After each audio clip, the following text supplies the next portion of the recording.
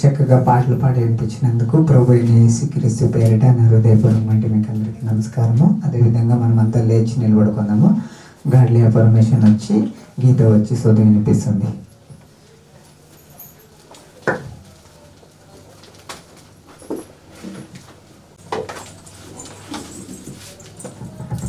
దేవుని నామానికి మహిమ కలుగును గాక. ఆమేన్.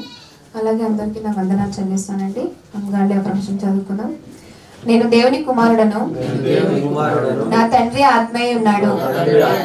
నేను కూడా ఒక శక్తివంతమైన ఆత్మను ఈ శరీరములో నివసించుచున్నాను.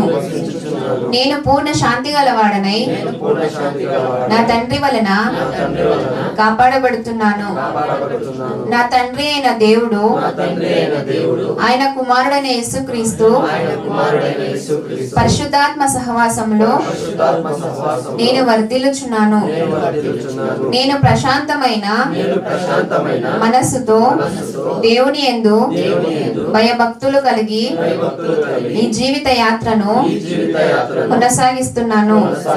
ఇప్పటి వరకు నా జీవితాన్ని ఆయన ఎంతో అందంగా అలంకరించాడు.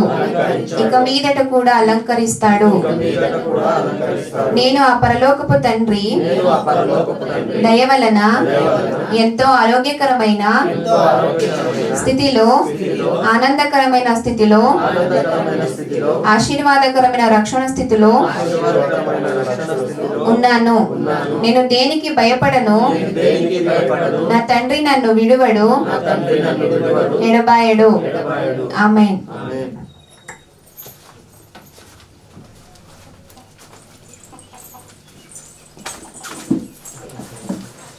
గాడ్లీ పర్మిషన్ చదువు వినిపించినందుకు గీతకి థ్యాంక్స్. అదేవిధంగా ఫస్ట్ వర్తమానం మనం విందాము. సహోదరి గారు వచ్చి బోధిస్తారు. మన మొబైల్లో కావాలంటే ప్లేట్ మౌంట్ చేస్తాము. అటు ఇటు ఎవరు చూడక వాక్యం పైన శ్రద్ధ కలిగి భయభక్తులు కలిగి వినాలని నేను మనస్ఫూర్తిగా కోరుకుంటున్నాను.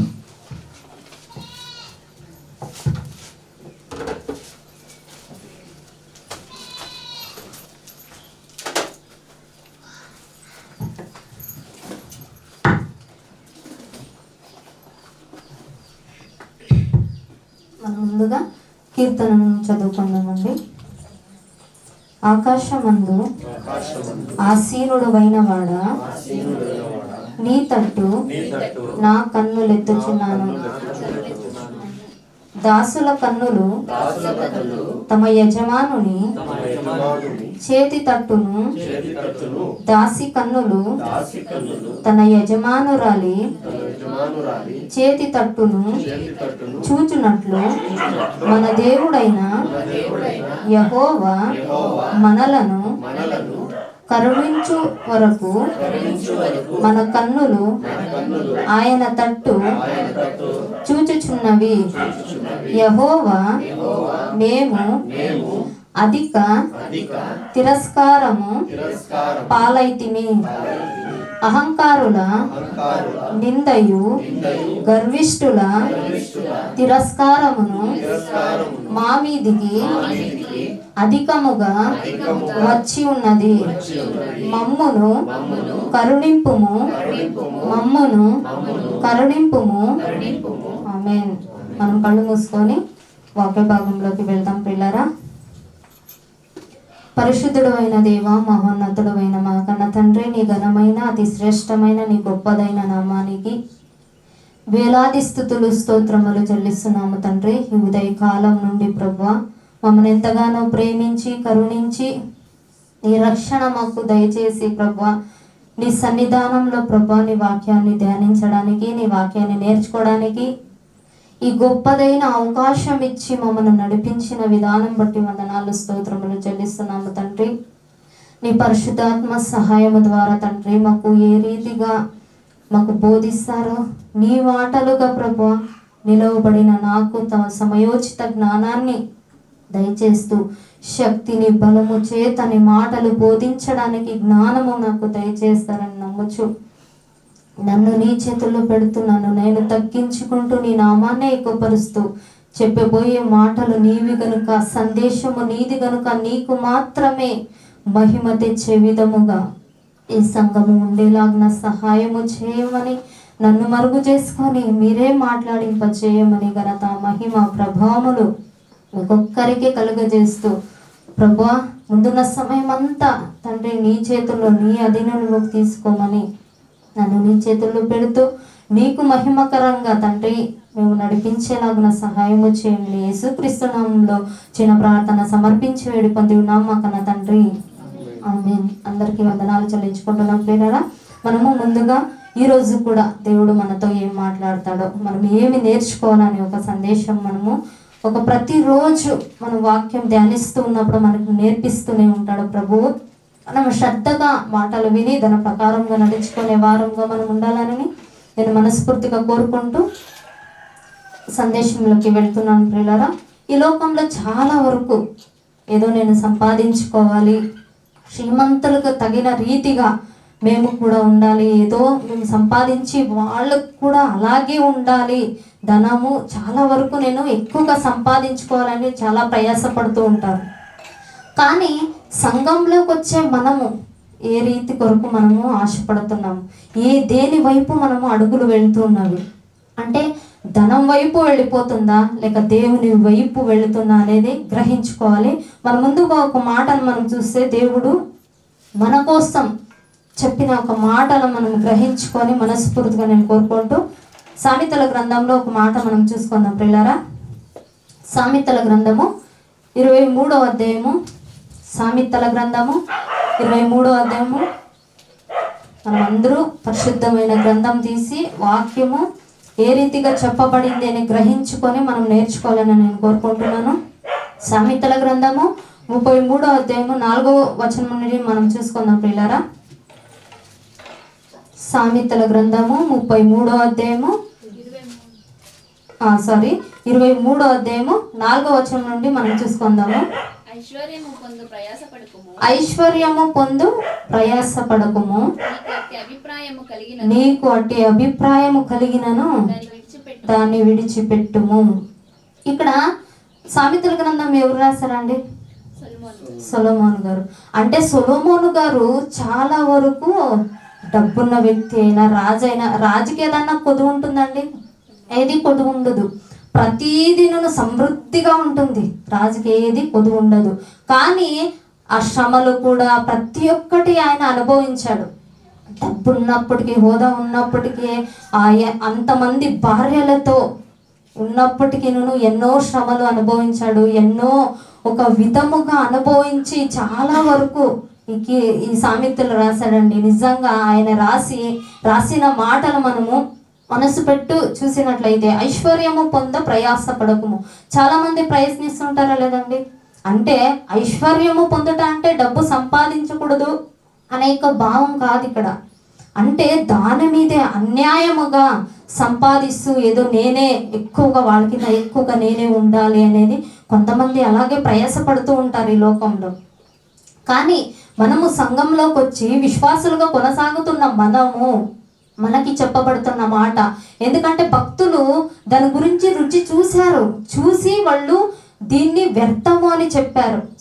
సొలొమోన్ గారు రాజైనప్పటికీ ఎంతో హోదా ఉంది, అన్నీ ఉంది, అనుభవించి చెప్పిన మాటలు ఇవి. మనకి ఒక రీతిలో ఎలా రీతిలో మనం నడవాలని చెప్తున్న మాట, ఐశ్వర్యం పొందుట నువ్వు ప్రయాసపడకుము అని చెప్తున్నాడు. అంటే దాని మీదే దృష్టి నిలిపి నువ్వు ప్రయాసపడకు, ఒకరిని అన్యాయము చేసి నువ్వు సంపాదించుకోవాల్సిన అవసరత లేదు అంట ఇక్కడ ఒక భావం చెప్తున్న మాట. చాలా వరకు అనుకుంటూ ఉంటారు, నేను గొప్పగా బ్రతకాలి, ఎలాగైనా సరే వాడిని కొట్టైనా సరే సంపైనా సరే నేను ఐశ్వర్యముగా నేను బ్రతకాలి, వానుకొచ్చేది కూడా నాకే రావాలి అనే చాలా భావం వరకు కొంతమంది ఉండొచ్చు. ఆ రీతిగా విశ్వాసులు ఉండకూడదని ఒక భావం. అలాగే మనం 5వ వచనం మనం చూసినట్లయితే, నీవు దాని మీద దృష్టి నిలిపిన తోడని అది లేకపోవును. అంటే దాని మీద దృష్టి ఉండకూడదు. మనకి ఏది అవసరమో ఏది కావాలో తండ్రికి తెలుసు. తండ్రి కుమారునికి ఎన్నో ఇస్తూ ఉంటాడండి. అంటే కుమారుడు అడిగిలేదు, కానీ నా బిడ్డకి ఏది కావాలో నాకు తెలుసు అని ప్రతిదినూ ఇస్తూ ఉంటాడు. కానీ అలాగే మన కన్న తండ్రి కూడా మనకి ఏది అవసరమో ఆయనకు తెలుసండి. మనకి ఏది అవసరమో ప్రతిదీను తల్లి గర్భపు మునిపే ఆయనకు తెలుసు. నా పిల్లల్ని ఎలా పెంచాలో, ఏది ఇవ్వాలో, ఏ రీతిగా పెంచాలో అనేది ఆయనకు తెలుసు. అందుకే దాని మీద దృష్టి నిలపక, అంటే ఐశ్వర్యము పొందుటకు ఈ లోకంలో చాలా ప్రయాస పడేది అవసరం లేదు అని, కానీ ఇవ్వచ్చు దేవుడు, దాని మీదనే అన్యాయముగా సంపాదించకూడదు అని ఇక్కడ భావం తెలియజేసింది. అలాగే 5వ వచనం మనం ముందుకు చూసినట్లయితే, నీవు దాని మీద దృష్టి నిలిపిన తోడనే అది లేకపోవును, నిశ్చయముగా అది రెక్కలు ధరించి ఎగిరిపోవును, పక్షిరాజు ఆకాశమునకు ఎగిరిపోవునట్లు అది ఎగిరిపోవును. అంటే చాలా మనము డబ్బు కూడబెడుతూ ఉంటాము. ఒక 10 లక్షలు ఒక 10 సంవత్సరాల నుండి అలాగే ఉందండి, పెరుగుతూనే ఉంది, తరగట్లేదు అనేవారు ఉంటున్నారా ఇక్కడ? ఏమో కొంతమంది ఉండొచ్చేమో, చాలా డబ్బు కూడబెడుతూ ఏదో బయట నుండి వచ్చే డబ్బు కానివ్వండి, జాబుల ద్వారా కానివ్వండి సంపాదన చేయొచ్చు, అది ఎక్కువ కావచ్చు. కానీ మన ఒక సామాన్యమైన మనుషులలో నేను చెప్తున్న మాట ఏంటంటే, ఆ డబ్బు అలాగే ఉండదు, అది తరిగిపోతూనే ఉండొచ్చు. ఇప్పుడు 10 లక్షలు ఉన్నప్పుడు ఏమీ లేకను ఉండొచ్చు, అది చెప్పడము మనకి కుదరదు. అలాగే ఉంటుంది అనేది మనకు తెలియదు. కానీ అది పక్షిరాజు ఎగిరిపోయినట్లు ఎగిరిపోతుంది అంటేనని సామెతల గ్రంథంలో రాయబడింది. అంటే దాని మీదనే దృష్టి నిలపకూడదు అనే దాని భావం. మనకి ఏది కావాలో ఆయనకు తెలుసు, ఇస్తాడు. మనకి ఐశ్వర్యం కావాలా, ఆరోగ్యం కావాలా, ప్రతిదీ ఆయన అనుగ్రహిస్తాడు. దాని మీదనే దృష్టి పెట్టడము అనవసరం అని ఒక భావం తెలివేస్తుంది. మరొక మాటను మనం చూసినట్లయితే, దేవుడు మన కోసం, విశ్వాసుల కోసం ఏది చెప్తున్నాడో, 1 తిమోతిలకు రాసిన పత్రిక పౌలు గారు చెప్తున్న మాట ఏంటో మనము గ్రహించుకోవాలి. తిమోతిలకు రాసిన మొదటి పత్రిక 6వ అధ్యాయము, తిమోతికి రాసిన మొదటి పత్రిక 6వ అధ్యాయము 17వ వచనం మనం చూసినట్లయితే, ఇహమందు ధనవంతులైన వారు గర్విష్ఠులు కాక అస్థిరమైన ధనమునందు నమ్మిక ఉంచక సుఖముగా అనుభవించుటకు సమస్తమును మనకు ధారాళముగా దయచేయు దేవుని యందే నమ్మిక ఉంచుడని ఆజ్ఞాపించుము. ఎవరికి చెప్తున్న మాట అండి ఇది? పౌలు గారు ఆత్మీయ కుమారునికి చెప్తున్న తిమోతికి చెప్తున్నాడు. నువ్వు దీని మీద దృష్టి నిలపకు అంటేనని సంఘానికి బోధించు. ఇహమందు ధనవంతులైన వారు గర్విష్ఠులు కాక అంటేనని గ్రంథంలో లిఖించబడింది. అంటే విశ్వాసులైన మనకు ఏం చెప్తున్నాడంటే, ఇహమందు ధనం ఉన్నప్పటికీ గర్వము రానియకూడదు అనే అర్థం.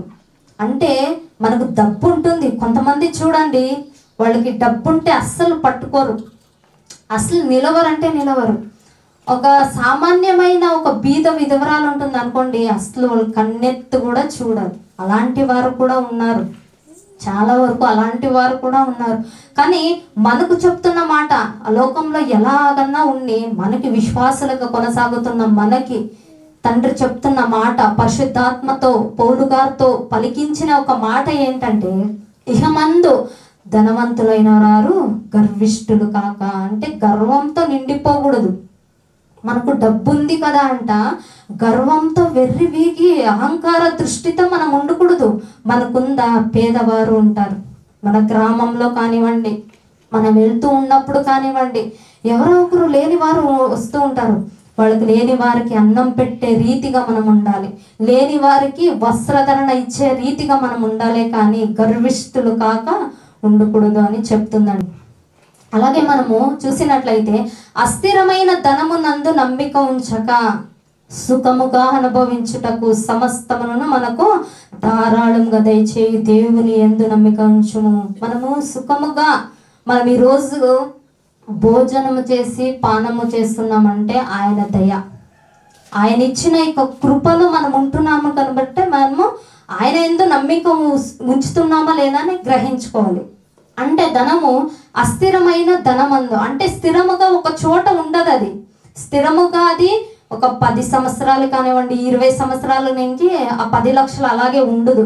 అంటే దేవుని వాక్యము అది ఎల్లకాలంలో ఉండే ఉంటుంది. మనము శాశ్వత మన ప్రాణము ఉన్నంత కాలమును ఆ ప్రేమ అలాగే ఉంటుంది. ఆ ప్రేమను తలంచుకోవాలి. దేవుని పైన మనం నమ్మిక ఉంచినట్లయితే నిజంగా మనం ధనం వైపు వెళుతున్నామా లేక దేవుని మీద నమ్మకం ఉంచామా అనేది గ్రహించుకోవాలి ప్రియులారా. స్థిరము లేనిది ఒక ధనం వైపు వెళితే మనకి ఏమొస్తుందండి? ఈ లోకంలో ఏదన్నా సంపాదించుకోవచ్చు, లేక హోదాగా ఉండొచ్చు, ఒకరి పట్ల గొప్పవారండి వీళ్ళు బాగా ధరించుకుంటారు అని అనిపించుకోవచ్చు. కానీ దేవుని పైన మన నమ్మకం ఎలా ఉంది? మనం దేవునినే నమ్ముకున్నాము కదా, ఆయన వైపు మనం చూస్తున్నాము కదా, మనము దేని వైపు మనం పరిగెత్తుకుంటున్నాము, మన దేవుని వైపు మనము ఉన్నామా లేదా అని గ్రహించుకునే వారంగా మనం ఉండాలి. అలాగే మనము చూసినట్లయితే దేవుని అందే నమ్మిక ఉంచుడని ఆజ్ఞాపించుము తిమోతికి చెప్తున్నారు. అలాగే వారు వాస్తవమైన జీవమును సంపాదించుకుని నిమిత్తము రాబోవు కాలమునకు మంచి పునాది తమ కొరకు వేసుకొనుచు. అంటే రాబోయే కాలానికి మనము నిత్య జీవానికి వెళ్ళాలంటే మన బునాది ఇప్పటి నుంచినే సరిగ్గా వేసుకోవాలండి. మన బునాది ఎలా వేసుకుంటున్నాం? మనం దేవునిలో బునాది వేసుకుంటున్నామా లేక అస్థిరమైన లేక ధనమును వైపు మనము చూస్తూ ఆ ధనాన్ని మనము సంపాదించుకుంటూ, అంటే ధనము సంపాదించకూడదు అని ఇక్కడ చెప్పట్లేదండి.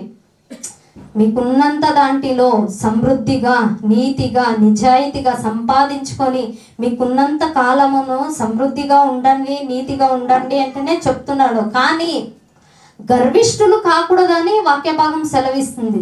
ఒకవేళ గర్వంతో ఉంటే దేవుడు నిజంగా ఓర్చుకోడండి. అలాంటి వారంగా మనం ఉండకూడదు. అస్థిరమైన ధనము వైపు మనము వెళ్ళకూడదని ఒక భావం తెలియజేస్తుంది. మరొక మాటను మనం చూసినట్లయితే యాకోబు గారు రాసిన పత్రిక, యాకోబు గారు రాసిన పత్రిక మొదటి అధ్యాయము, యాకోబు గారు రాసిన పత్రిక మొదటి అధ్యాయము 10వ వచనం మనం చూసినట్లయితే ఎలానగా ఇతడు గడ్డి పువ్వు వలె గతించి పువ్వును. అంటే మనుష్యుడు ఆ ఉన్నా లేనప్పుడు ఒకే రీతిగా ఉంటారు. చూడండి, నీతిగానే ఉంటారు. డబ్బు ఉన్నప్పటికీ కొంతమంది ఎలా ఉంటారంటే లేని వారిని చూసి యథార్థంగా మాట్లాడిస్తూ ఉంటారు, నీతిగా నడుచుకుంటూ ఉంటారు. వీళ్ళకేమీ లేదేమో అనుకున్నది, అలా ఉంటారు కొంతమంది. కానీ కొంతమంది గర్విష్ఠులుగా మారిపోతూ ఉంటారు. కానీ మనకు చెప్పబడిన మాట ఏంటంటే ఇతడు గడ్డి పువ్వు వలె ఎండిపోవును. అంటే గర్వంతో ఉండకూడదు. ఆ గడ్డి ఎంతసేపు ఉంటుందంటే ఇక్కడ వర్షాలు చాలా పడుతూ ఉన్నవి. అంటే గడ్డి ఎలా ఉంటుంది? చాలా పచ్చగా ఉంటుంది, అందంగా కనిపిస్తూ ఉంటుంది. మనం బయటికి వెళ్ళేటప్పుడు చాలా అందంగా కనిపిస్తూ ఉంటుంది. ఆ గడ్డి అలాగే ఉంటుందా? వర్షాలు కాసంత ఆగిపోయింది అనుకోండి, ఎండాకాలం వచ్చేసింది అనుకోండి, ఆ గడ్డ అలాగే ఉంటుందా? పచ్చదనము ఉండదు, అది ఎండిపోతుంది, అది అలాగే బూడిదైపోతుంది. మనము గీసి అగ్గపుల్లో ఒకటి వేసిస్తే అలాగే కాలిపోతుంది కూడా, గడ్డి ఎండిపోతుందండి. ఆ గడ్డి పువ్వు వాళ్ళకే పోల్చినాడండి.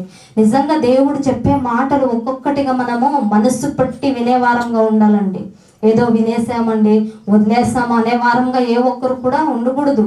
ఇహమందు ధనవంతులైన వారు గర్విష్ఠులు కాక ఆయన నీతి కొరకు రాజ్యాన్ని కోసం వెతికే వారంగా ఉండాలి. ఏ ఒక్కరు కూడా ఏది తీసుకొని రాలేదండి. ఇక్కడ మనం ఏదన్నా పుట్టినప్పుడు ఏదన్నా తీసుకొని వచ్చామండి? ఏది తీసుకురాలేదండి. మనము ఎలా వచ్చామో అలాగే వెళ్తాము. ఇక్కడ ఉన్నంత కాలము ఆయన మనకి ఏది అవసరమో ఆయన చూస్తాడు. మనము నీతిగా యథార్థంగా ఉంటే ఆయనకి చాలు. మరొక మాట మనం అలాగే చూసినట్లయితే తిమోతికి రాసిన అదే పత్రిక మొదటి పత్రికలోనే, తిమోతికి రాసిన మొదటి పత్రిక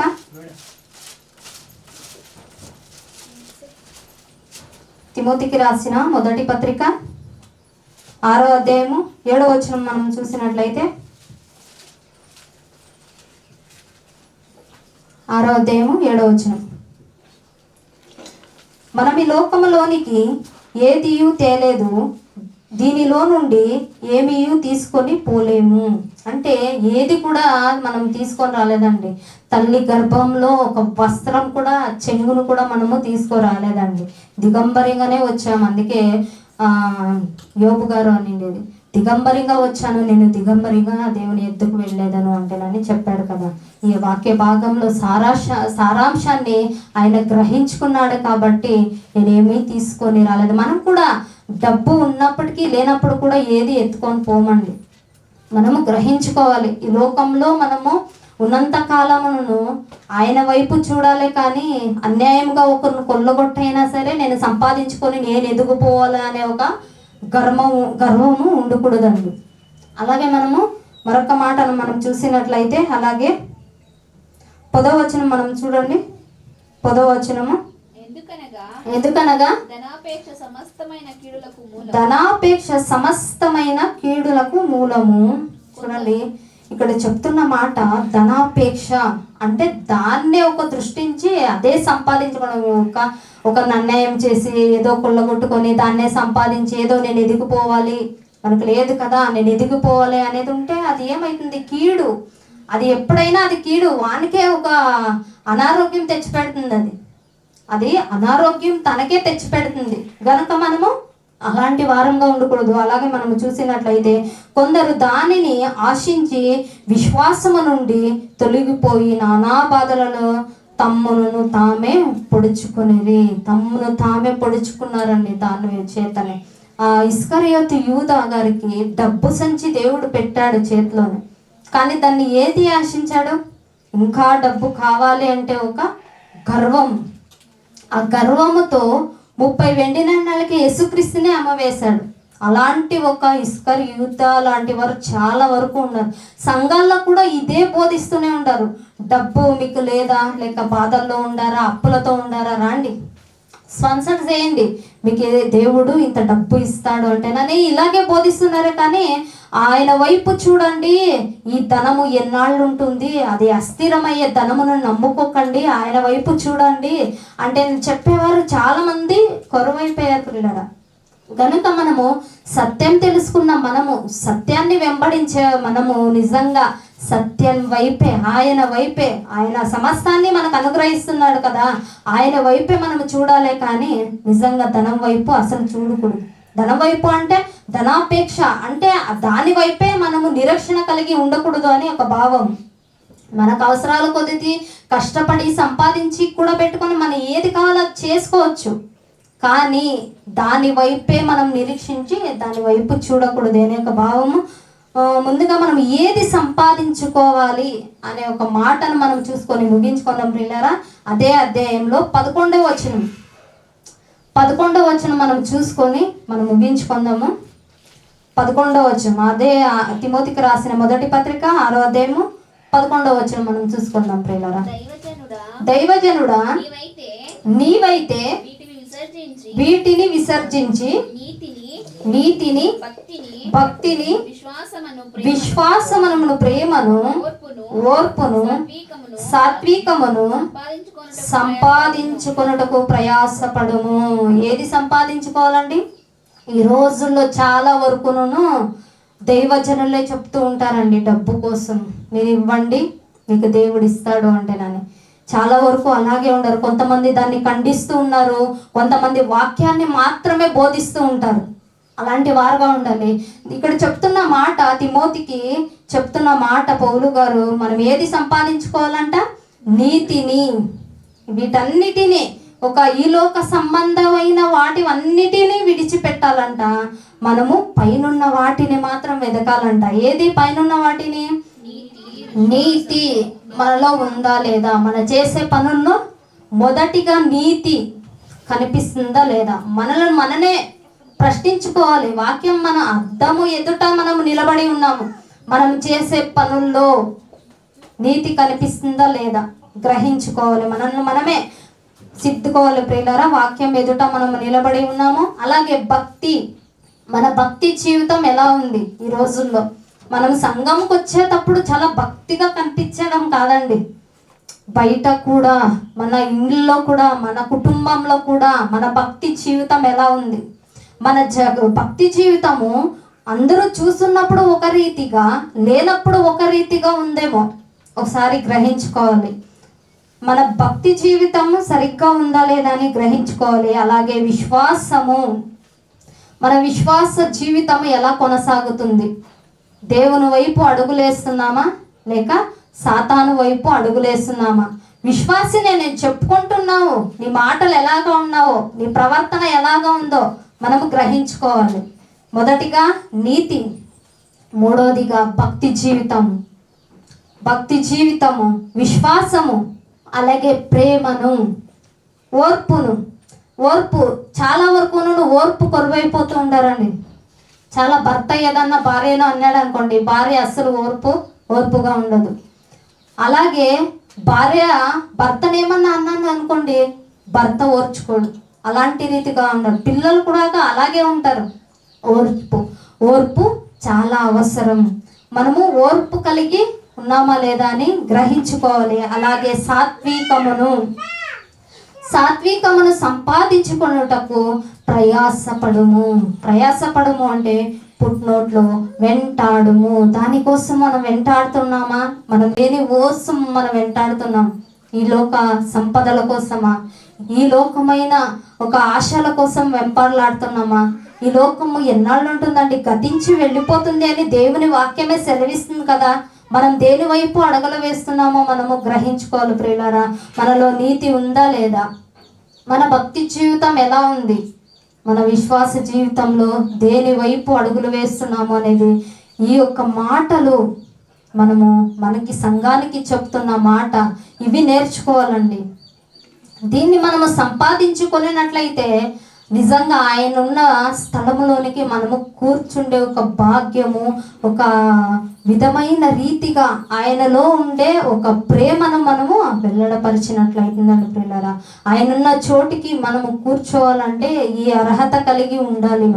ఈ అర్హత కలిగి మనం ఉన్నామా లేదా అని గ్రహించుకోవాలని నేను మనస్ఫూర్తిగా కోరుకుంటూ ఈ యొక్క మాటలు నేను ముగిస్తున్నాను. కళ్ళు మూసుకొని మనం ప్రార్థన చేసుకుందాం ప్రియులారా. పరిశుద్ధుడు అయిన దేవ, మహోన్నతుడు అయిన మా కన్న తండ్రి, నీ ఘనమైన అతి శ్రేష్టమైన నీ గొప్పదైన నామానికి వేలాది స్తుతులు స్తోత్రములు చెల్లిస్తున్నాము తండ్రి. ఇంతసేపు ప్రభా నీ మాటల ద్వారా మాకు వినిపింపజేసిన విధానం బట్టి వందనాలు చెల్లిస్తున్నాము తండ్రి. మాలో తండ్రి నీతి ఉందా లేదా అని మేము గ్రహించుకొని నీతి కలిగి తండ్రి మేము జీవించుటకు సహాయము చేయండి. భక్తి జీవితము రోజు రోజుకి తండ్రి నీ వైపు అడుగులు వేసే వారముగా మేము ఉండడానికి సహాయము చేయండి. ఇహమందు ధనవంతులైన వారు గర్విష్ఠులు కాక ఉండకూడదు, అస్థిరమైన ధనము వైపు మీరు చూడకూడదు అని చెప్పిన దేవా తండ్రి, మాకు ఏది అవసరమో మీరు ఇస్తున్నారు తండ్రి. మేము దేని వైపు అడుగులు వేస్తున్నామో, నీ మీద నమ్మిక ఉంచినామో లేదో మమ్మల్ని మేము పరిశుద్ధపరుచుకొని మమ్మల్ని మేము సరి చేసుకుంటూ నీతి కొరకు యథార్థము కొరకు మేము ఉండేలాగా సహాయము చేయండి తండ్రి. ఈ యొక్క సంఘాన్ని మీరు జ్ఞాపకం చేసుకోండి ప్రభా. నీ చిత్తమైతే అనేకులకు ఈ మాటలను చేరవేయండి. ఈ మాటల ద్వారా తండ్రి మేము తండ్రి ఏ రీతిగా ఉండాలి ఈ లోకంలో అనేది గ్రహించుకునేలాగా సహాయము చేయమని ఘనత మహిమ ప్రభావములు మీకు ఒక్కరికే చెల్లిస్తూ ముందున్న సమయాన్ని ప్రభు వాక్య భాగం నీ దాసుడు విత్తబోతుండగా నీ పరిశుద్ధాత్మ సహాయము ద్వారా మాకు ఏది అవసరమో నీకు తెలుసు కనుక మీరే ముందుండి నడిపించమని, బలపరచమని, భద్రపరచమని, సంఘాన్ని మీ అరచేతుల్లో పెట్టుకొని మీరే నడిపించమని, మీకు మహిమకరంగా ఈ సంఘము నడిపించే రీతిగా తండ్రి మమ్మల్ని దీవించండి, ఆశీర్వదించమని, బలపరచమని తండ్రి నన్ను నేను తగ్గించుకుంటూ నీ నామని కుపరుస్తూ యేసుక్రీస్తు పరిశుద్ధ గల నామంలో చిన్న ప్రార్థన సమర్పించి వెళ్ళిపోంది ఉన్నాం మా కన్న తండ్రి, ఆమేన్. అందరికీ నా వందనాలండి. Thank you.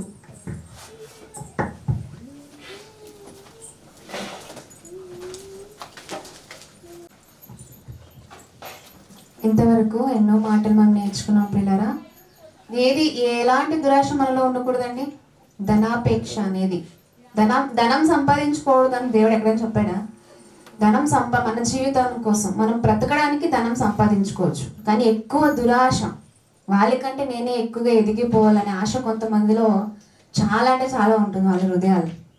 అలాంటి ఆశలు ఉంచుకోకుండా భూలోక సంబంధమైనవి ఏటివి మనకు శాశ్వతం కాదు, పైనున్న వాటి మాత్రమే మనకు శాశ్వతం అనేది ప్రతి ఒక్కరు గ్రహించుకొని ఇంతవరకు ఎన్నో మాటలు సహోదరు గారు వినిపించినందుకు సంఘం తరపున వందనాలు చెల్లిస్తున్నానండి. అలాగే ఒక పాట పాడుకొని మనము దేవుని నామానికి మహిమపరుద్దాం.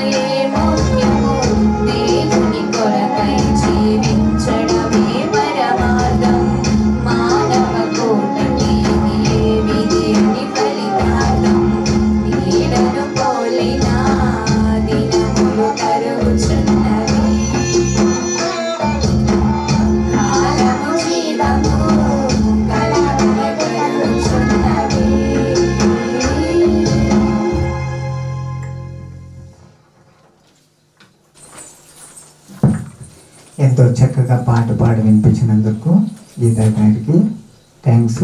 అదేవిధంగా మనం రెండవ అర్థమును కూడా వింటాము. అన్నయ్య గారు వచ్చి దేవుని మాటలుగా ప్రకటిస్తారు.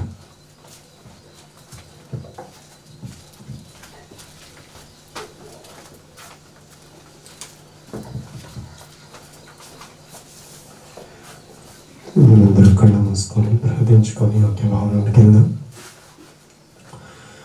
పరిశుద్ధుడు మహాపరిశుద్ధుడు అయిన మా కన్న తండ్రి, ఘనమైన ఉన్నతమైన సర్వోన్నతమైన మనకు కోటి స్తోత్రములు వందనాలు చెల్లిస్తున్నాం ప్రభువా.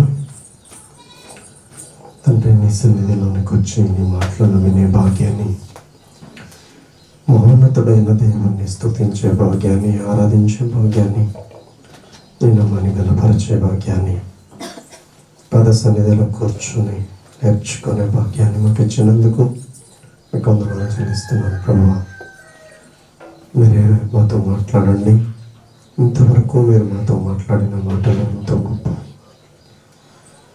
మా జీవితానికి అవసరమైన మాటలు, మాకు తెలియని విషయాలు తండ్రి, మాకు తెలియనివి ఎన్నో నీ గ్రంథంలో లిఖించబడినటువంటి మాటలు మాకు మరుగుపరిచి సాతాను మా కళ్ళకు అంధకారత్వము కలుగజేసి వాటిని చదవకుండా గ్రహించకుండా చేసి ఉంచిన సందర్భం మీకు తెలుసు కనుక మరొక అవకాశం మాకు ఇచ్చి, మరొక దినాన్ని మాకు ఇచ్చి మీ సన్నిధిలో నేర్పించాలని, నా బిడ్డలు నేర్చుకొని నా మాట ప్రకారం జీవించాలన్న నీ కోరిక చొప్పున చేరి వచ్చాము. సహాయం చేయండి. మరింత జ్ఞానము నేర్చుకొని తండ్రి, భయభక్తులు కలిగి లోకంలో జీవించడానికి, నీ నామాన్ని మహిమపరచడానికి, మా ద్వారా నీ నామానికి తండ్రి మహిమ కలుగునట్లుగా జీవించే విధముగా మమ్మల్ని అందరినీ నడిపించండి తండ్రి. ఈ రెండవ సెషన్ కూడా మీరే దీవించండి, ఆశీర్వదించండి. నీ పరిశుద్ధాత్మ సహాయముతో మేము నేర్చుకొని మా బ్రతుకులు తిద్దుకొని లోకములో మీ భక్తిలో, మీ విశ్వాసములో, మంచి విశ్వాసములో, మీరు ఇష్టపడే విశ్వాసములో ప్రయాణించడానికి సహాయం చేయమని మమ్మల్ని చేరి వచ్చిన ప్రతి ఒక్కరిని తండ్రి, యూట్యూబ్ ద్వారా వీక్షిస్తున్న వారిని కూడా తండ్రి మీరే బలపరచండి, ఆశీర్వదించండి. నీ చిత్త ప్రకారముగా రక్షణ మార్గములో నడిపించండి.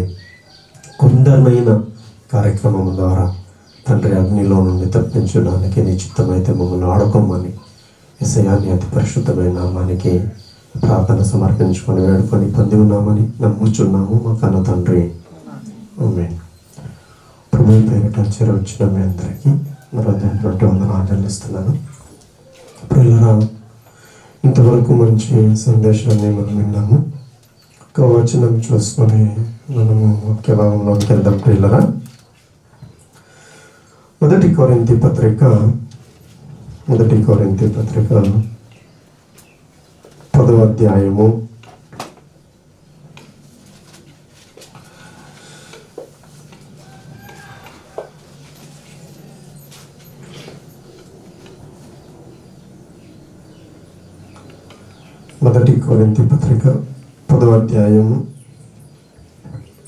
11వ వచనము. ఇంతగా మనం ఎప్పుడు చేరవచ్చిన వాక్యము వినాలి, వాక్యం చదవాలి. వాక్యం ఎల్లప్పుడూ మనం వింటూ మనం బతుకులు చేసుకుంటూ వెళ్ళాలి, ఇంటూ మాట్లాడుకుంటూ ఉంటాం కదా. దీనివల్ల ప్రయోజనం ఏంటి మనకు? చదవండి ఒకసారి.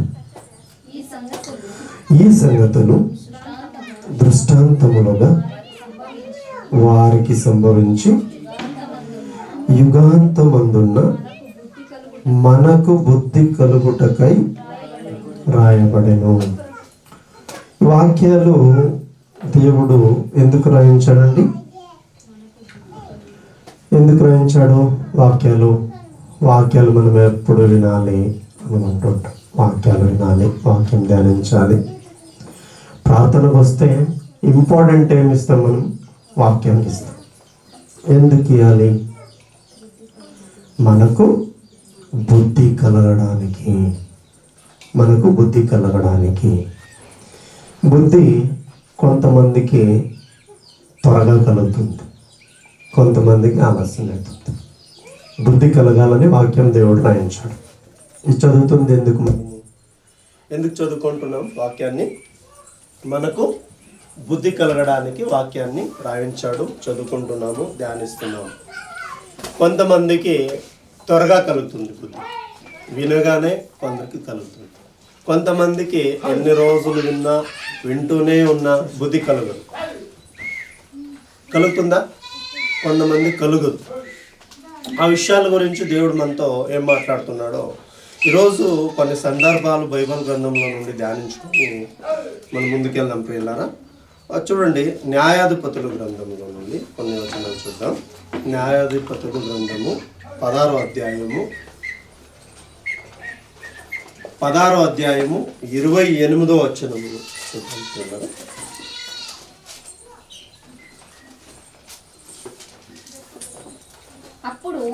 అప్పుడు సంసోను యెహోవా ప్రభువా దయచేసి నన్ను జ్ఞాపకము చేసుకొనుము దేవా, దయచేసి ఈసారి మాత్రమే నన్ను బలపరచుము. నా రెండు కన్నుల నిమిత్తము ఫిలిష్తీయులను ఒక్కమారే దండించి పగ తీర్చుకొందునని యెహోవాకు మొరపెట్టి. ఈ సందర్భము చాలా మందికి తెలిసిన విషయమే. మీ అందరికీ తెలుసా ఈ సందర్భము? ఏ సందర్భములో అడుగుతున్నాడు? ఫిలిష్తీయులు తనను పట్టుకొని కళ్ళు పీకేసినప్పుడు ఒక లాస్ట్ స్టేజ్లో సంసోనుకు జరిగినటువంటి సందర్భం ఇది. రైటేనా? రైట్ కదా? 20వ వచనం చదవండి ఒకసారి. ఆమె సంసోను ఫిలిష్తీయులు నీ మీద పడుచున్నారనగా అతడు నిద్ర మేలుకొని ఎట్లు నేను బయలుదేరి విడజిమ్ముకొందుననుకొనెను. అయితే యెహోవా తనను ఎడబాసెనని అతనికి తెలియలేదు. ఎప్పుడొచ్చిందండి బుద్ధి? ఎప్పుడొచ్చింది ఇతనికి బుద్ధి? అన్నీ అయిపోయింది, ఇంకేంలే, తన జీవితం అంతా అయిపోయింది. చాలాసార్లు పరీక్షించాడు దేవుడు, చాలాసార్లు అవకాశం ఇచ్చాడు. దలీలాతో మాట్లాడి ఆమె తనను మోసపరిచి ఇంకేమి అతన్ని చంపేయాలని చాలాసార్లు ప్రయత్నించినప్పుడు దేవుడు బయలుపరిచాడు, బుద్ధి ఇచ్చాడు. కానీ ఉపయోగించుకున్నాడు కొన్నిసార్లు. లాస్ట్ స్టేజ్లో తను ఉపయోగించుకోలేకపోయాడు. చూడండి ఒకసారి 15వ వచనం తీయండి ఒకసారి. 15వ వచనం 16వ అధ్యాయము న్యాయాధిపతుల గ్రంథం 16వ అధ్యాయము 15వ వచనం. అప్పుడు ఆమె నా యందు నీకు ఇష్టము లేనప్పుడు నేను నిన్ను ప్రేమించుచున్నానని నీవెందుకు చెప్పుచున్నావు? ఇది వరకు నీవు ముమ్మారు నన్ను ఎగతాళి చేసితివి. చాలాసార్లు ఆమె అడిగినా నిజం చెప్పాడా? చెప్పలేదు, నిజం చెప్పలేదు. చాలాసార్లు అడిగింది, నీ బలం ఎక్కడుంది సంసోను, చెప్పు నాకు అని అడిగింది. చెప్పాడా సంసోను? చెప్పలేదు. కానీ చదవండి అలాగే ముందుకు. ఆమె అనుదినమును మాటల చేత అతనిని బాధించి తొందర పెట్టుచున్నందున అతడు ప్రాణము విసిగి చావగోరెను. ఏమనుకుంటున్నాడు? ఇంక చనిపోదాము, చాలా చేస్తుంది, చనిపోదాము అనుకున్నాడు. కానీ తన బుద్ధి రాలేదు. దేనివల్ల ఈమె ఇలాంటి పని పడుతుంది, ఎందుకు ఇలా నన్ను వేధిస్తుందని తెలుసుకోలేకపోయాడు. ఆఖరికి ఏమైంది? అంతా చెప్పేశాడు. బంధించేశారు, కళ్ళు పీకేశారు, కట్టి వేశారు. అప్పుడు వచ్చింది బుద్ధి. ఏమైనా ప్రయోజనమైందా? తనకేమైనా ప్రయోజనమైందా? ఫిలిష్తీయులను చంపేశాడు. బతికినప్పటికంటే ఎక్కువ మందిని చనిపోయేటప్పుడే చంపేశాడు.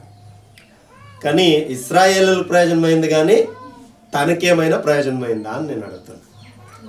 ఏమైనా అయిందండి? ఏం కాలే. కొంతమందికి ఇలా వస్తుంది బుద్ధి. ఎప్పుడు వస్తుంది? లాస్ట్లో వస్తుంది. చూడండి, ఇంకొకరిని చూద్దాం ప్రియులారా. అలాగే యోనా గ్రంథము యోనా గ్రంథము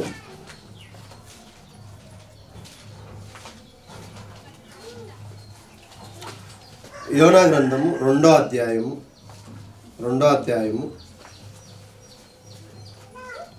1వ వచనం నుండి. యోనా గ్రంథము 2వ అధ్యాయము 1వ వచనం నుండి. ఆ మత్స్యము కడుపులో నుండి యోనా యెహోవాను ఇలాగు ప్రార్థించెను, నేను ఉపద్రవములో నుండి యెహోవాకు మనవి చేయగా ఆయన నాకు ప్రత్యుత్తరం ఇచ్చెను. పాతాళ గర్భములో నుండి నేను కేకలు వేయగా నీవు నా ప్రార్థన అంగీకరించి ఉన్నావు. యోనాకి ఎప్పుడు వస్తుందండి బుద్ధి? ఎప్పుడొచ్చింది? నినివే పట్టణానికి వెళ్ళు, సువార్త చేయి. అక్కడ ప్రజలు చెడిపోయి ఉన్నారు, అక్కడ సువార్త చేయన్నప్పుడు ఎక్కడ వెళ్ళాడు ఆయన? తార్సీసుకు వెళ్ళాడు. విన్నాడా చెప్పిన మాట? కొంతమందికి ఏం నేర్చుకోవాలంటే దీంట్లో మనకు అన్నీ అనుకూలముగా ఉన్నప్పుడు ఆయన మాటకు లోపడాలి. నేను చెప్పినట్టు వినాలి. ఇప్పుడు ఆరోగ్యం బాగుంది, ఇప్పుడు వినాలి. ఆరోగ్యం అందరికీ ఉందా? ఉందండి. అందరూ ఆరోగ్యంగానే ఉన్నారా? లేదా? కొంతమందికి ఆరోగ్యం లేదు. ఆరోగ్య విషయం పక్కన పెడితే పోనీ ప్రాణాలతో ఉన్నారా? ఇప్పుడు అవకాశం ఉందా? మన బ్రతుకులు తిద్దుకోవడానికి అవకాశం ఉందా? ఇప్పుడు వినొచ్చు కదా. వినాలని దేవుని మాట సెలవిస్తుంది. కొంతమంది వినలేదని బైబిల్ గ్రంథంలో నుండి మనకు నేర్పిస్తున్నటువంటి మాట అంటే కొంతమంది లాస్ట్ స్టేజ్లో విన్నారు, ఏం ప్రయోజనం లేని స్థితిలో. ఇంకొక వచనం చూసుకుందాం ప్రియులారా. ఇబ్రియా పత్రికలో చూడండి ఒకసారి, 12వ అధ్యాయం. ఇబ్రియా పత్రిక 12వ అధ్యాయం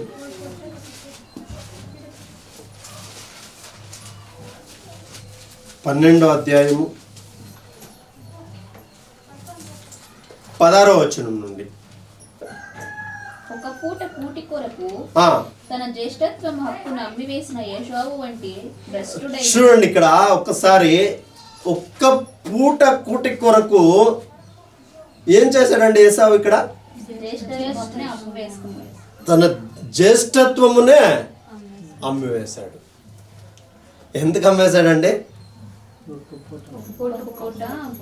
ఒకే పూట కూటి కోసం, ఒకే పూట అంతే. ఇంకా తిరగలేదు, తినడానికి లేదు అక్కడ. అయినా పర్వాలేదు, ఒక్క పూట భోజనం పెడితే చాలు. ఏమి ఇస్తానన్నాడు యాకోబుకి? జ్యేష్ఠత్వాన్ని చేస్తాను. నువ్వే మొదటి కొడుకువి, తీసుకో, నాకు అవసరం లేదు. మొదటి కొడుకు అన్న పట్టం నాకు అవసరం లేదు, నువ్వు తీసుకో. కానీ ఆ కూర మాత్రం నాకు ఒక్క పూట కూట కొరకు ఏం చేశాడు ఆయన? ఏం చేశాడు? జ్యేష్ఠత్వమును హక్కును అమ్మివేసిన ఏశావు వంటి భ్రష్టుడైనను వ్యభిచారి అయినను ఉండునేమో అనియో జాగ్రత్తగా చూచుకొనుడి. అలాంటి స్వభావాలు ఏదైనా మనలో ఉన్నాయేమో, ఒక్క పూట కోసము, కాసేపు సుఖము కోసము, కాసేపు ఏదో అనుకూలమవుతుంది కాబట్టి ఆ పూట కోసము దేవునికి అవిధేయులైన వారు ఎవరైనా ఉన్నారేమో మీలో జాగ్రత్తగా చూచుకొనుడి అని చెప్తుంది వాక్యం. అలాగే 17వ వచనం చదవండి. ఏశావు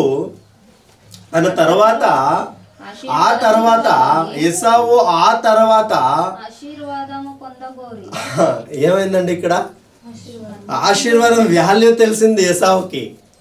ఏం తెలిసింది? ఆశీర్వాదం వాల్యూ తెలిసింది, జ్యేష్ఠత్వపు వాల్యూ తెలిసింది. అప్పుడు నాకు కావాలనుకున్నాడు తిరగా, అయ్యో అది ఉంటే బాగుండేది అనుకున్నాడు. కానీ దొరికిందండి? దొరికిందా? పొందగోరి ఏం చేశాడు? అప్పుడు ఏడుస్తున్నాడండి. చదవండి వాక్యం చదవండి. ఏశావు ఆ తర్వాత ఆశీర్వాదము పొందగోరి తిరిగి కావాలనుకున్నాడు. ఆశీర్వాదం నాకు కావాలనుకున్నాడు. అప్పుడు వస్తుంది కన్నీళ్ళు. ఎప్పుడు వస్తుంది? పోగొట్టుకున్నాక. ఎప్పుడు వస్తుందండి? పోగొట్టుకున్నాక. ఆశీర్వాదం పోగొట్టుకున్నాక వస్తుంది. ఏమొస్తుంది? కన్నీళ్ళు వస్తుంది. ఏమైనా ప్రయోజనం ఉందండి? చదవండి. కన్నీళ్లు విడిచుచు దానికోసము ఆ జ్యేష్ఠత్వము కోసము శ్రద్ధతో వెదికెను. వస్తుందండి? పోగొట్టుకున్నాక వస్తుందా? రాదు. పోగొట్టుకున్నాక రాదు. సమయం అంతే, పోయాక వస్తుందా? రాదు. ఈరోజు దేవుని మహిమపరచాలని మనం అందరూ వచ్చారు. పోనీ ఎవరైనా కొంతమంది ఇప్పుడు ఇక్కడ పాడుతున్న వారిని చూస్తే మనము ఎప్పుడూ పాడేవారే వస్తున్నారు, ఎప్పుడూ ఆరాధించేవారే వస్తున్నారు. మనని విమోచించిన దేవునికి మనం కృతజ్ఞత అంతేనా చెల్లించాల్సింది? మారు మనసు పొందామంటున్నాం. పాటలు పాడాలని ఎవరికి లేదా? ఇక్కడ వచ్చేవారికి ఎవరికి లేదా? మీకు అనిపించదా? దేవుని మహిమపరచాలని అనిపించదా? ప్రశ్నించుకోండి పిల్లలు. పాడాలి కదా. ఎప్పుడు ఎదుగుతారు? ఎప్పుడు ఎదుగుతామండి మనం? ఎప్పుడు ఆడే కూర్చొని ఎప్పుడు ఆడే వినాలని అనుకుంటాడా దేవుడు? వినాలని అనుకుంటాడా? క్రైస్తవులుగానే ఉండిపోదామా? ఒక ప్రొఫెసర్ చెప్పినటువంటి మాట, బైబిల్ గ్రంథంలో క్రైస్తవులు అన్న మాట 3 చోట్ల మాత్రమే ఉందంట. ఎన్ని చోట్ల ఉంది? 3 చోట్ల మాత్రమే ఉందంట. శిష్యులు అన్న పదం ఎన్ని చోట్ల ఉందంట? లెక్కలేనన్ని చోట్ల రాయబడిందంట. శిష్యులు కావాలి. ఏం కావాలి? శిష్యులు కావాలి. శిష్యులకు ఉన్నటువంటి గుణం ఏంటి? దేవుని హత్తుకొని ఎల్లప్పుడూ దేవుని మహిమపరచాలి, దేవుని సంతోషపరచాలన్న ఆలోచనే ఉంటుంది. కానీ క్రైస్తవులకి ఏముంటుందండి? నామకర్త క్రైస్తవులకి ఏముంటుంది?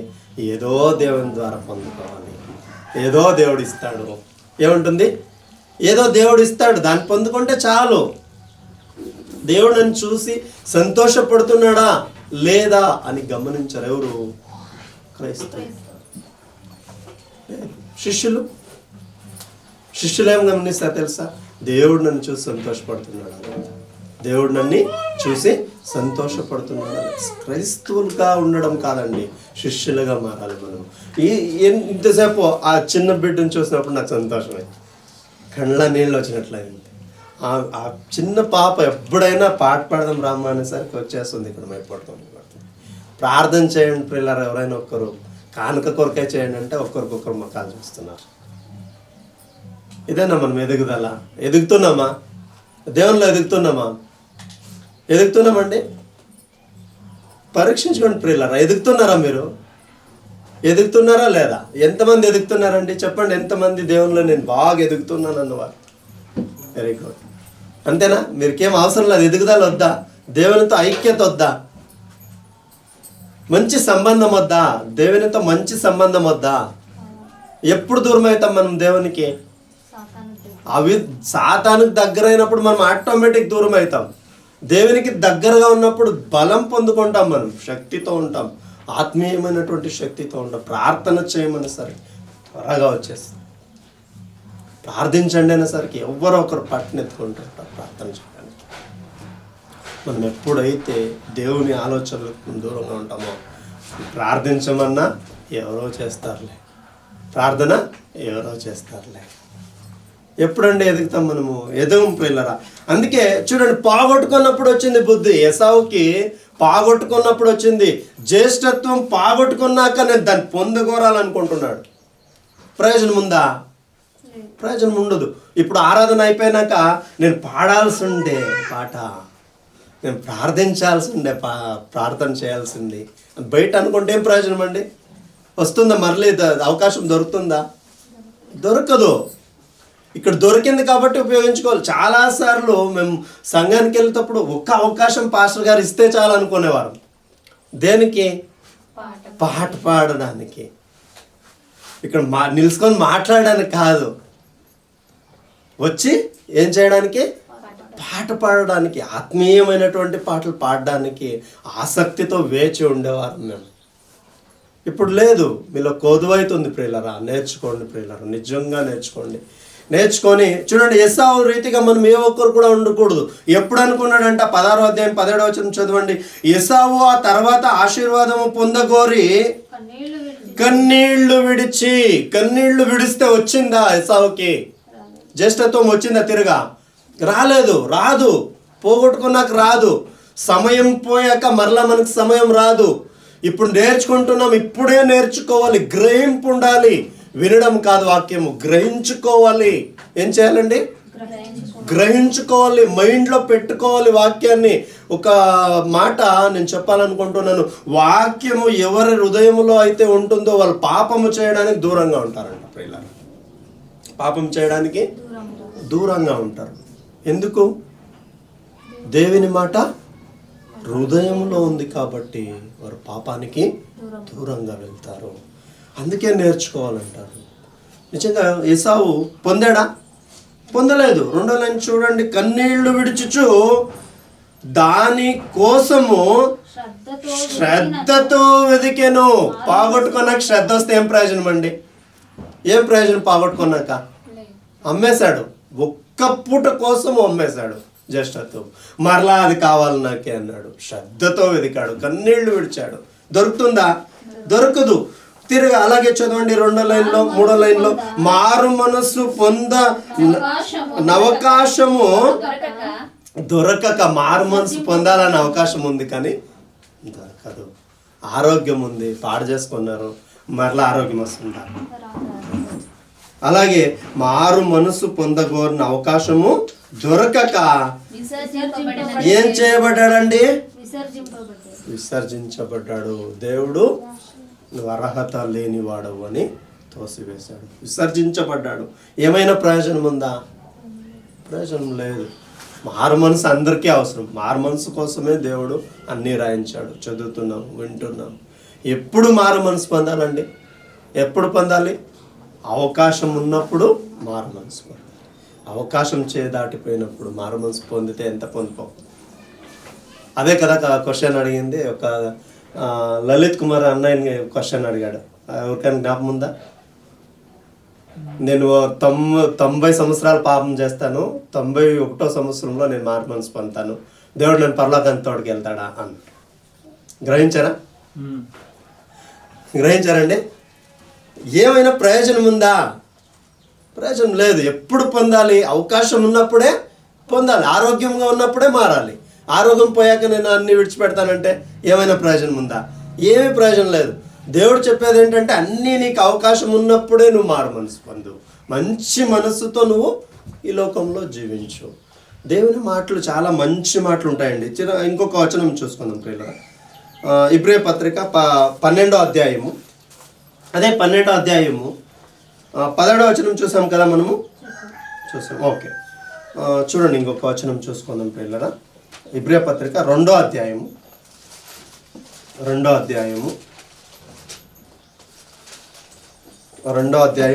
వచనం. ఇంత గొప్ప రక్షణను మనము నిర్లక్ష్యము చేసిన ఎడల ఎలాగూ తప్పించుకొందుమో. దేవుడు ఇప్పుడు ఎన్నో బుద్ధి మాటలు చెప్తున్నాడు. మనకి చెప్తున్నాడా లేదా? చెప్తున్నాడు. ఇదేంటి? రక్షణ. ఇప్పుడు ఇంటే ఏమొస్తుంది? మనకు రక్షణ వస్తుంది. ఇనకపోతే రక్షించబడతామా? రక్షించబడము. అందుకే చెప్తున్నాడు, ఇంత గొప్ప రక్షణను మనము నిర్లక్ష్యము చేసిన ఎడల ఎలాగూ తప్పించుకొందుము. అట్టి రక్షణ ప్రభు బోధించుట చేతనే ప్రారంభమై. ఎక్కడ దొరుకుతుందండి రక్షణ మనకు? ఆయన బోధలోనే దొరుకుతుంది. ఇప్పుడు నిర్లక్ష్యం చేస్తే మనం అక్కడ పోయాక, ప్రభువా చెప్పావు కదా, ప్రభువా నేను రక్షిస్తానని చెప్పావు కదా, మనం ఏం చేసింటాం? ఇక్కడ నిర్లక్ష్యం చేసింటాం. బైక్లో వెళ్ళేటప్పుడు మనం ఏం చెప్తారు?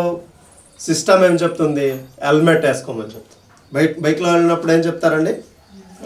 హెల్మెట్ వేసుకోమని. పోయి పొడిన తర్వాత, తల పొగిలిన తర్వాత హెల్మెట్ వేసుకుంటే బాగుండేది అనుకుంటే మన ప్రయోజనం ఉందా? ఏం ప్రయోజనం లేదు. చూడండి లూకా సువార్తలో ఒక మాట చూద్దాం ప్రియులారా. అలాగే ఉంటుంది. చాలా ఈరోజు నిర్లక్ష్యం అనేది చాలా ప్రాబ్లం అండి, చాలా ప్రమాదకరం. లూకా సువార్త 16వ అధ్యాయము 27వ వచనం నుండి చూద్దాం ప్రియులారా.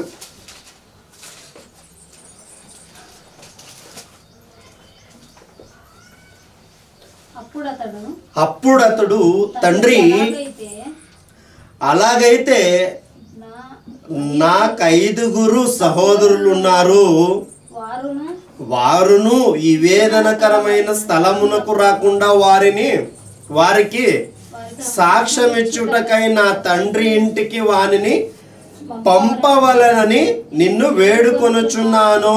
ఎవరు చెప్తున్నారండి ఈ మాట? బైబిల్ చదివే వారికి చాలా స్పష్టంగా అర్థమవుతుంది. ఈ మాట ఎవరితో అడుగుతున్నారు? ఒక్కరు. రైట్ అన్నవారు, నిజమే, కరెక్టే అన్నవారు చేతులు ఎత్తండి. చదవలేదా మీరు? ఎవరు తెలీదా మీకు ఈ విషయం? ధనవంతుడు అబ్రహాముతో లాజర్ సందర్భంలో అడుగుతున్నటువంటి మాట. ఏం బాధపడుతున్నాడు అక్కడ? చాలా వేదనకరమైనటువంటి స్థలానికి వెళ్ళిపోయాడు. ఎవరు జ్ఞాపకం వస్తున్నారండి అప్పుడు? సహోదరులు. 5 మంది సహోదరులు జ్ఞాపకం అవుతున్నారు అతనికి. ఎవరికి? ధనవంతునికి. ఏం అడుగుతున్నాడు? లాజర్ని నా దగ్గరికి ఎలాగూ పంపించలేకపోయావు. దేనికి అడిగాడు? నా దగ్గరికి ఎందుకు పంపన్నాడు? కాలిపోతున్నాను, ఒక తొట్టు నీటిని నా నాలుక మీద చల్లార్చడానికి పంపించప్పా తండ్రి అన్నాడు. కుదురుతుందన్నాడా? లేదు. బుద్ధి ఎప్పుడు వస్తుంది? అన్నీ ఇక్కడే ముగించుకొని వెళ్ళిపోయాక ఎక్కడొస్తుంది? అక్కడ వస్తుంది. ఏమైనా ప్రయోజనం ఉందా? ఏమి ప్రయోజనం లేదు. అప్పుడు వచ్చినా ఒకటే, రాకపోయినా ఒకటే. ఇది ఎందుకు రాయించాడు దేవుడు? ఎందుకు రాయించాడు? అప్పుడే చూసుకున్నాం కదా 1 కొరింథీ పత్రికలో. ఎందుకు ఇవన్నీ రాయించాడు? సంఘానికి ఏం రావాలని రాయించాడు? బుద్ధి కలగాలి. మీరిప్పుడే బుద్ధి తెచ్చుకోవాలి. మీకు అవకాశం ఉన్నప్పుడే మీరు మారాలి. మీకు అవకాశం ఉన్నప్పుడే దేవుని స్తుతించాలి. దేవునితో నడవాలి. మీరు దేవునితో నడిస్తే ఎంత ఆశీర్వాదకరం తెలుసా? ఆశీర్వాదకరమా కాదా? నో, దేవునితో నడిచాను. ప్రపంచమంతా నీళ్ళు మునిగినా సరే నడిచిన వాడేమయ్యాడు? రక్షించబడ్డాడండి. దేవునితో నడిచిన వాడు ఏం చేయబడ్డాడు? రక్షించబడ్డాడు. ప్రపంచమంతా నీళ్ళలో ప్రళయంలో కొట్టిపోతే, నాశనం అయిపోతే, శ్వాస ఉన్నదంతయు నాశనమైందంటాడు ఆదికాండ గ్రంథంలో. శ్వాస ఉన్నదంతా, ప్రతి జీవి ఏమైపోయింది? నాశనమైపోయింది. కానీ దేవునితో నడిచిన ఏమయ్యాడు? రక్షించబడ్డాడు. దేవునితో నడవాలి. మనకి బుద్ధి కలిగితే దేవునితో మనము నడుస్తాము. ఇప్పుడే చాలామంది అవకాశాలు ఏవి లేనప్పుడు ఒక పాట పాడతారు కదా.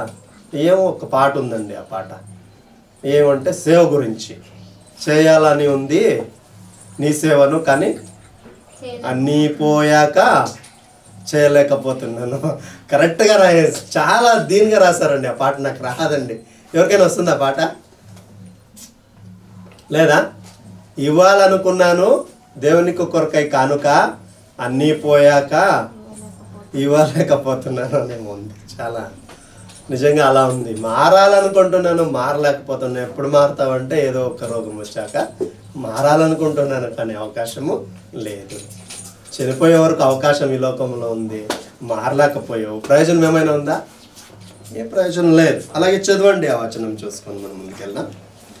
16వ అధ్యాయము 27వ వచనము. అప్పుడు అతడు తండ్రి, అలాగైతే నాకు 5 సహోదరులు ఉన్నారు, వారును ఏముందని చెప్తున్నాడు లేఖనాల ప్రకారము? వేదనకరమైనటువంటి స్థలం ఉంది. దాని దగ్గరకు మీరు వెళ్ళకూడదు, మనం వెళ్ళకూడదు. ఏది మన తండ్రి ఆశ? వేదనకరమైనటువంటి స్థలం ఒక్కటి ఉంది, బాధాకరమైనటువంటి స్థలం అది. అక్కడ ఒక తొట్టు నీరు కూడా మీకు దొరకదు. ఆ స్థలానికి మీరు వెళ్ళకూడదు. అదే ఆయన ఆశ. ఇక్కడ దృష్టాంతంగా ఏం నేర్చుకుంటున్నాం? ఆయనకు వచ్చింది బుద్ధి. ఎవరికి? ధనవంతునికి బుద్ధి వచ్చింది. కానీ ఎప్పుడు వచ్చింది? అన్నీ కోల్పోయిన తర్వాత బుద్ధి వచ్చింది. ఏమైనా ప్రయోజనం ఉందా? ఏం ప్రయోజనం? తను అడుగుతున్న ఏది కూడా అక్కడ నెరవేరలేదు. తండ్రిని అడుగుతున్నాడు, ఏది కూడా పంపించాడా? ఏం చెప్పాడు? దైవ గ్రంథం ఉంది, బోధించేవారు ఉన్నారు, వినిన ఎడల వారు వస్తారు. ఎక్కడికి? విశ్రాంతికరమైనటువంటి స్థలానికి వాళ్ళు వస్తారు. ఏముంది భూలోకంలో? ఏముంది? గ్రంథం ఉంది, దేవుని గ్రంథం ఉంది. అలాగే 28వ వచనం చదవండి. వారును ఈ వేదనకరమైన స్థలమునకు రాకుండా వారికి సాక్ష్యమిచ్చుటకై నా తండ్రి ఇంటికి వానిని పంపవలని. ఎవరిని పంపించమంటున్నాడు? లాజరుని పంపించమంటున్నాడు. వచ్చాడా లాజరు? లేదు. కానీ ఎవరు వచ్చారండి? ప్రభువే వచ్చాడు. ఎవరు వచ్చారు? ప్రభువే వచ్చాడు. తానే సిలువ మోసాడు, తానే నేర్పించాడు. ప్రతి ఒక్కటి ఆయనే మనకి మార్గదర్శనం అన్నీ చూపించి వెళ్ళాడు. ఇంకొక వచనం చూసుకుందాం ప్రియులారా. 15వ అధ్యాయం 17వ వచనం తీయండి. అయితే బుద్ధి వచ్చినప్పుడు వాడు నా తండ్రి యొద్ద. ఇతనికి ఎప్పుడు వచ్చిందండి బుద్ధి? ఈ సందర్భం ఏంటి? ఎవరైనా గ్రహించారా? అయితే బుద్ధి వచ్చినప్పుడు వాడు నా తండ్రి యొద్ద ఎంతో మంది కూలివాడును అన్నము సమృద్ధిగా ఉన్నది, నేనైతే ఇక్కడ ఆకలికి చచ్చిపోవచ్చున్నాను. నేను లేచి నా తండ్రి యొద్దకు వెళ్ళి, తండ్రి, నేను పరలోకమునకు విరోధముగాను నీ ఎదుట పాపము చేసి తిని. ఎవరు చెప్తున్నటువంటి మాట అండి ఇది?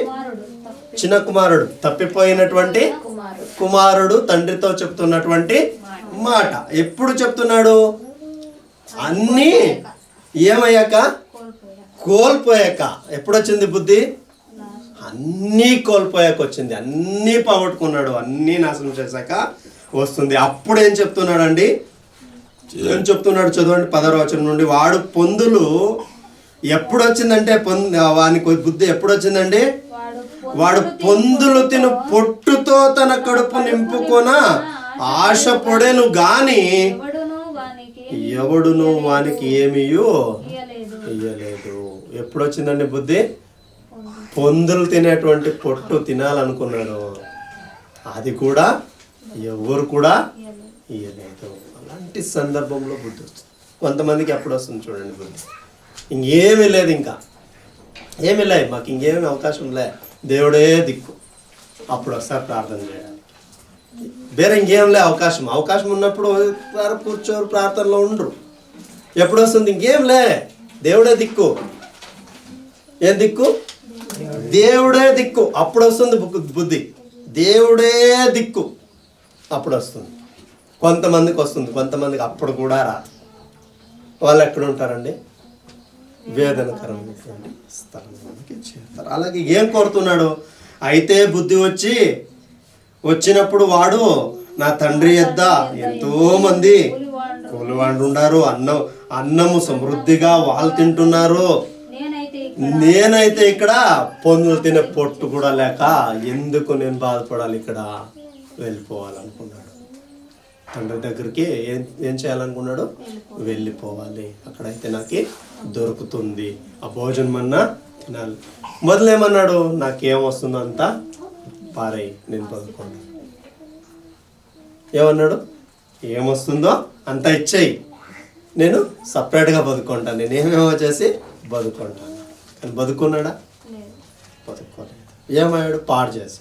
ఎప్పుడు వచ్చింది బుద్ధి? అంతా నాశనం అయిపోయాక వచ్చింది. చూడండి, మత్తయి సువార్తలో కొంతమందిని చూసుకొని మనం ముగించుకుందాం. అదే మత్తయి సువార్తలో, మత్తయి సువార్త 25వ అధ్యాయము 8వ వచనం. బుద్ధి లేని ఆ కన్యకలు మా దివిటీలు ఆరిపోవచ్చున్నవి గనుక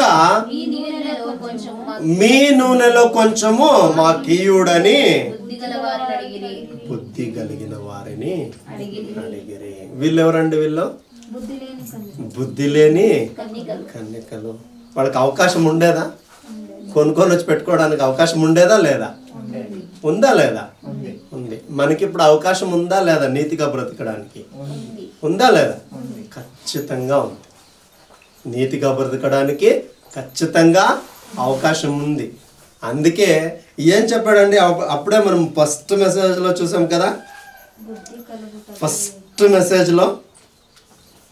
మెసేజ్లో ఏం చూసామండి మనము? దేన్ని వెంటాడమన్నాడు?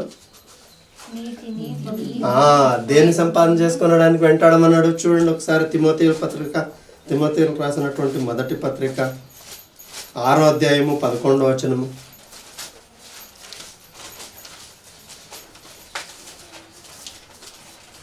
దైవజనుడా, నీవైతే వీటిని విసర్జించి. దైవజనుడు నాకు ఇప్పుడు వాక్యం చెప్పే వాళ్ళకి మాత్రమే చెప్తున్నాడా? వాళ్ళకి మాత్రమే చెప్తున్నాడా ఈ మాట? తిమోతికి మాత్రమే చెప్పాడా పౌలు గారు? తిమోతికి మాత్రం చెప్పాడా? సంఘంలో కూర్చొని దేవుని మాటలు వినడానికి వచ్చిన మనకు అందరికీ చెప్పాడా? మనకు అందరికీ చెప్పాడు. ఏం చెప్పాడండి?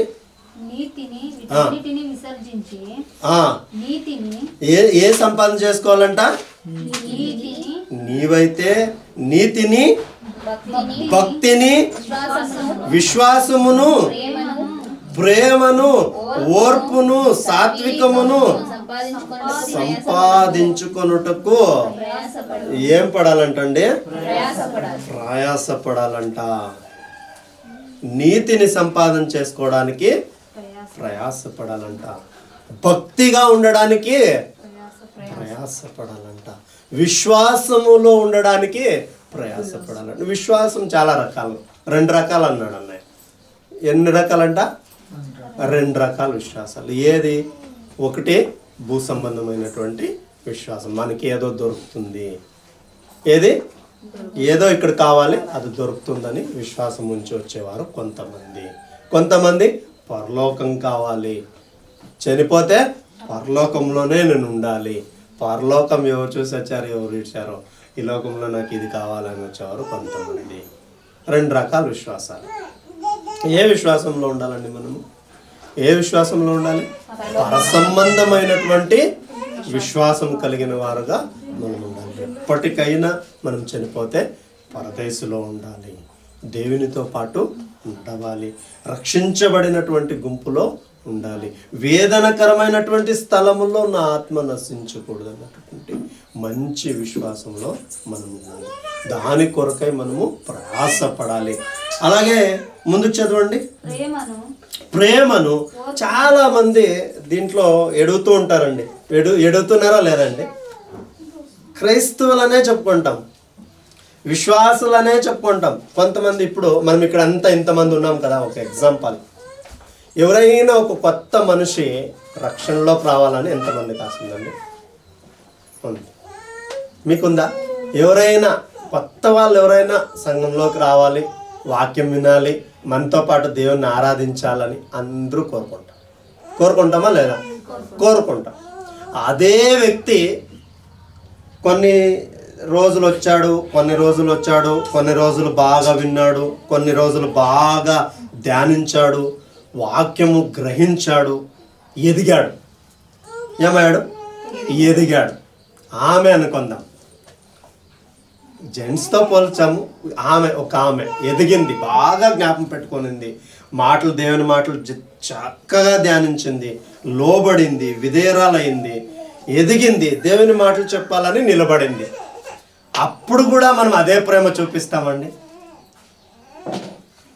కొన్ని సంఘాల్లో చూపించారు. ఆలోచించండి, పొదను పెట్టండి మైండ్కి. ప్రేమిస్తారా? నిన్న కాదు మొన్న వచ్చింది, మేము మాకంటే ఎన్నికొచ్చింది. ఏం చేస్తుంది? నిలబడి ప్రేమ ఉందా? కొదువైపోతుందండి నిజంగా. బుద్ధి ఎప్పుడు వస్తుందని అందుకే చెప్పండి, ఆ ప్రయోజనం లేదు, ఇప్పుడే బుద్ధి రావాలి. ఎదుగుతుందా? ఏం చేయాలి మనము? ఆమె కోసం ప్రార్థించాలి, తన కోసం ప్రార్థించాలి, ఇంకా ఆత్మీయ స్థితిలో ఎదగాలి.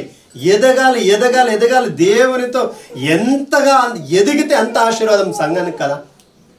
సంఘానికి ఆశీర్వాదమా కాదా? ఒకరు మంచిగా ఎదిగి మంచిగా వాక్యాలు ధ్యానించి మంచిగా వాక్యం చెప్తే వాక్యం వినేవారికి వాక్యం గ్రహించే వారికి ఆశీర్వాదమా కాదండి? తప్పకుండా ఆశీర్వాదం. ఒక మనిషి ఎదుగుతున్నప్పుడు మనం ప్రేమించాలా ద్వేషించాలా? ప్రేమించాలి. కొంతమంది నిజంగా చూస్తున్నాము, కొంతమంది యేసు ప్రభుని నమ్ముతున్నావా అంటే ఆ రోజుల్లో నా చిన్నతనంలో మొదటి చాలా సంవత్సరాల క్రితం 30 సంవత్సరాలు 20 సంవత్సరాల వెనుక యేసుని నమ్ముతున్నామంటే ఎంతో ఆత్మీయంగా మాట్లాడేవారు. నేను నమ్ముతున్నాను ప్రార్థన చేస్తున్నామంటే ఎంతో ఆత్మీయంగా మాట్లాడేవారు, పలకరించేవారు. ఈ రోజుల్లో ఏదో కొద్దిగా నిల్చుకొని వాక్యం చెప్తున్నారంటే వాళ్ళు చూస్తే ఎలా వెళ్తారండి? ఎలా వెళ్తారు? ఇక్కడ వెళ్తారు. ఏమైంది వాళ్ళకి? ఏమైందండి? ప్రేమ కోల్పోతున్నారు. ఏం పెంచుకుంటున్నారు? ద్వేషం, అసూయ పెంచుకుంటున్నారు. ఏమైనా ప్రయోజనం ఉందా? దేవుడు ఇలాంటి వారిని రాణిస్తాడా? విశ్రాంతికర స్థలం దొరుకుతుందా వాళ్ళకి? మార్పు వచ్చిందా? వాళ్ళు మార్పు వచ్చిందా? లేదండి. ప్రేమ చదవండి. అలాగే ప్రేమను కోల్పోతున్నారు, మంచి ప్రేమను కోల్పోతున్నారు, ఓర్పును ఓర్చుకోరు. ఏదో ఇప్పుడు ఒక సమయం నిగదీకరించాం మనం. ఇక ఎంత చెప్పండి ఆరాధన ఇక్కడ స్టార్ట్ 9:30కి అనుకున్నాం. 9:45 అయింది. 9:45 10 గంటలు అయింది. ఓర్పు ఉందా? ఓర్చుకుంటున్నారా? ఏదో ఎందుకు లేట్ చేస్తున్నారు? మనలోనే వస్తుంది ఆలోచన. వస్తుందా లేదా? వస్తుందండి, వస్తుంది. ఏదో ఒక చిన్న సమస్య వల్ల ఏదో కాస్త లేట్ అయి ఉంటుంది. ఓర్చుకోవచ్చు కదా. ఓర్చుకుంటారు, కొంతమంది ఓర్చుకోరు. అలాంటి స్వభావాలు కోల్పోతున్నారు సంఘాల్లో. కాసేపు చూడండి, ఒక చిన్న విషయాన్ని నేను చెప్తాను. ఒక పాస్టరు వాక్యం చెప్పాలని, నేనే ఈ వారము చెప్పాలని బయట పీకలాడుతున్నటువంటి సందర్భాలు చూశాను నేను. పాస్టర్లే, 2 పాస్టర్లు ఒకే సంఘంలో ఉన్నారు. వాళ్ళు ఒకే సంఘంలోనే ఉన్నారు, 2 సేవకులే. కానీ నేనే చెప్పాలి వారం వాక్యము అని చెప్పి బయట ఏం చేస్తున్నారు? వాళ్ళు దెబ్బలాడుతున్నారు. నేను చూశానండి, నిజంగా నేను చూశాను. ఈ సందర్భాన్ని నేను చూశాను, కళ్ళారా చూశాను. ఎందుకు పీకలాడుతున్నారంటే నేనే వాక్యం చెప్పాలి ఈ వారం. నువ్వు నిన్న కాదు మొన్న వచ్చావు, నేను చెప్పినట్టు నువ్వు అంటే ఒక ఆయన. నేను నిన్న కాదు మొన్న వచ్చాను, పోయిన వారం మీరే చెప్పారు, ఈ వారం నాకు అవకాశం ఏంటని ఇంకొక ఆయన. ప్రేమ ఉన్నట్ట? ఓర్పు ఉన్నట్ట? దీనికి ఏం చేయాలని చెప్తున్నాడు మనల్ని? ప్రయాసపడండి, వెంటాడండి, దీనికోసం దీన్ని సంపాదన చేసుకోండి. మీరు ప్రేమను సంపాదించుకోండి, ప్రేమను సంపాదన చేసుకోండి. ఓర్పును మీరు నేర్చుకోండి అని చెప్తున్నాడు. అలాగే చూడండి, చదవండి. అలాగే ముందుకు, సాత్వికమును సంపాదించుకొనుటకు ప్రయాసపడుము, విశ్వాస సంబంధమైన మంచి పోరాడుము. ఏ పోరాడము? విశ్వాసము, మంచి విశ్వాసమును మన సొంతం చేసుకొని పోరాడండి. దాన్ని సొంతం చేసుకోవడానికి మీరు పోరాడండి. అప్పుడే మీకు నిత్య జీవము దొరుకుతుందని దేవుని మాట సెలవిస్తుంది. మనం మారాల్సిందే. అవకాశం వచ్చినప్పుడు మారాలి, ఇప్పుడే మారాలి. అవకాశం చేదాటి వెళ్ళిపోయినప్పుడు మారితే ఏంటంటే మారకపోతుంటే. చాలామందిని మనకి ఈరోజు చూపించాడు దేవుడు. చాలామంది ఎప్పుడు మారారండి? ఆ అవకాశం కోల్పోయాక మారాలి. మనకి ఇప్పుడు అవకాశం ఉందా లేదా? ఉంది. మనం మారదాం, నిజమైన మార్పు మనం చూపిద్దాం, నిజమైన ప్రేమ కలిగి జీవిద్దాం, నిజమైన విశ్వాసం కలిగి జీవితం. ఈ లోకంలో అలాంటి ధన్యతలోనికి దేవుడు మనల్ని నడిపించును గాక. మనం కళ్ళు మూసుకొని ప్రార్థించుకుందాం ప్రియులారా.